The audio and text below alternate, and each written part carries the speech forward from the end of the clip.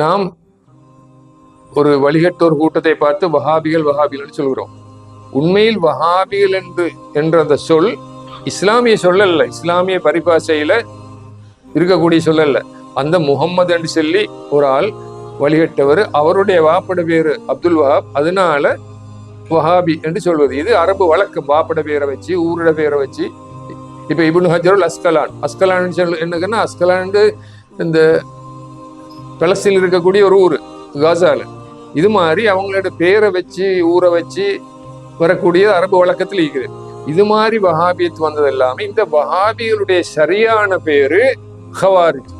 ரசூலுல்லா வச்ச பேரு, சஹாபாக்கள் வச்ச பேரு, ஹதீஸ்ல வந்திருக்கக்கூடிய பேரு, இன்று உலகத்துல இருக்கக்கூடிய அதிகமான சுன்னத்து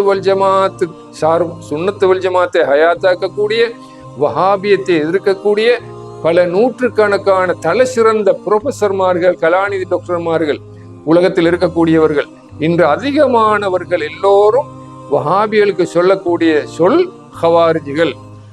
ரசூலுல்லாவுடைய காலத்துல இந்த ஹவாரிஜிகள் வெளியானார்கள். உலகம் முடியும் வரை இவர்கள் வெளியாகி கொண்டே இருப்பார்கள் என்று ரசூலுல்லாஹி ஸல்லல்லாஹு அலைஹி வஸல்லம் அவர்கள் சொன்னார்கள்.